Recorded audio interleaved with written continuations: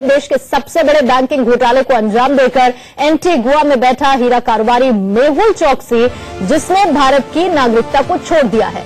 चोकसी ने अपना भारतीय पासपोर्ट भी सरेंडर कर दिया है। इसके साथ ही चोकसी ने एंटीगुआ हाई कमीशन में पासपोर्ट सबमिट कर दिया है। नागरिकता छोड़ने के लिए चोकसी को $177 का ड्राफ्ट जमा करना पड़ा है। चोकसी ने हाई कमीशन को बताया कि उसने नियमों के तहत एंटीगुआ की नागरिकता ले ली है और भारत की नागरिकता छोड़ दी है। आपको बता दें कि मेहुल चोकसी पंजाब नेशनल बैंक में 14,000 करोड़ रुपए का घोटाला जिसका वो आरोपी है और घोटाले से पर्दा उठने से पहले ही वो जनवरी में देश छोड़कर भाग गया था।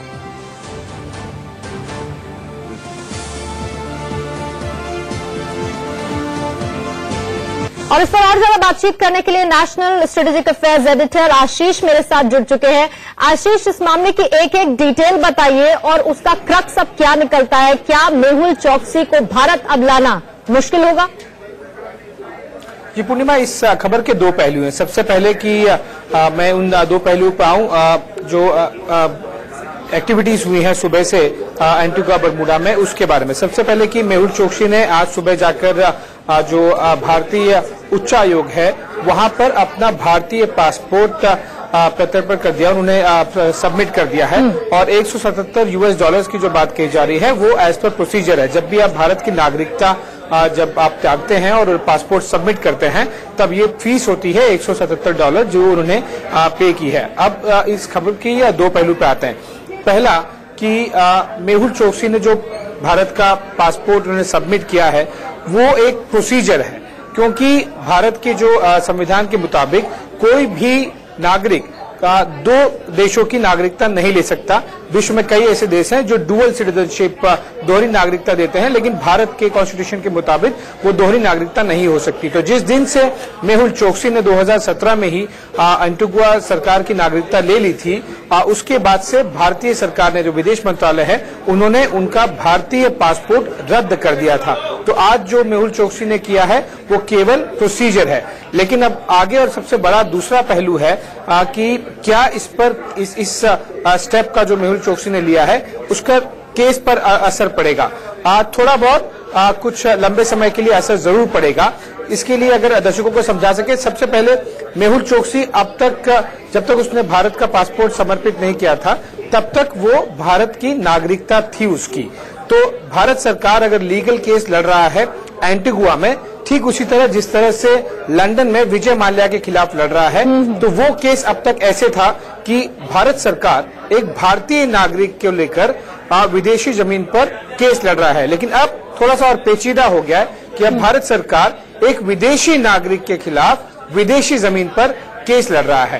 तो ये एक थोड़ा सा कॉम्प्लेक्सिटी हो गया है केस में, जिसके मद्देनजर मेहुल चोकसी को भारत ला पाने में थोड़ी सी और ज्यादा मुश्किल होगी। लेकिन जिस तरह से भारत सरकार ने पहले डिप्लोमेटिक और पॉलिटिकल ऑप्शंस को एक्सप्लोर किया, जो कि अब भी जारी है, उसको लेकर अभी भी भारत सरकार की कुछ उम्मीदें हैं कि शायद एंटीगुआ की सरकार ये मान जाए कि कॉमनवेल्थ के जिसमें जो भी देश हैं, जैसे कि भारत और एंटीगुआ दोनों कॉमनवेल्थ देशों के अंदर आते हैं और सारे कॉमनवेल्थ देशों की एक संधि है, एक ट्रीटी है, जिसके मुताबिक कॉमनवेल्थ देशों के बीच में अगर उनका कोई नागरिक हो तो वो एक दूसरे को, अगर कोई फ्यूजिटिव ऑफेंडर हो या फिर कोई क्रिमिनल हो, उसे वो तुरंत उसके प्राइमरी कंट्री में भेज सकते हैं। लेकिन एंटीगुआ सरकार अब तक ये नहीं मान रही है। इसका मतलब साफ साफ है कि एंटीगुआ सरकार ने ये मन बना लिया है कि मेहुल चोकसी को वापस भारत नहीं भेजा जाए। अब इसके लिए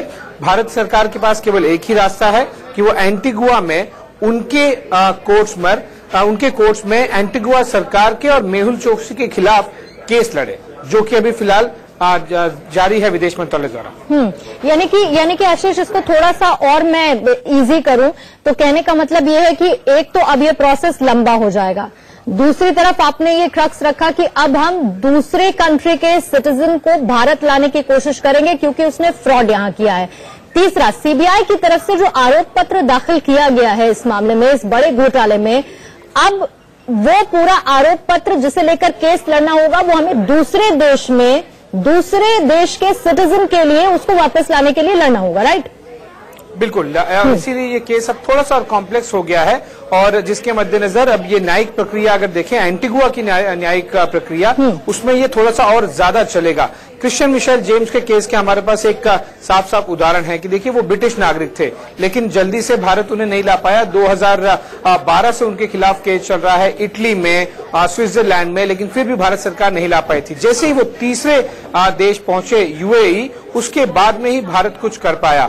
अगर आप विजय माल्या की बात करें, जो कि भारतीय नागरिक हैं पर फिर भी विदेशी जमीन पर हैं, तो उन्हें कम से कम अभी हमें 3 से 4 साल हम देख रहे हैं कि कम से कम और लगेंगे, जिस तरह से पूरा प्रोसीजर होना है और पिछले 2 सालों से केस लगातार चल भी रहा है। तो इस केस में जब मेहुल चोकसी अब एक विदेशी नागरिक हो गए हैं और वो एक विदेशी जमीन पर हैं, तब ये भारत सरकार के लिए काफी मुश्किल हो जाएगा।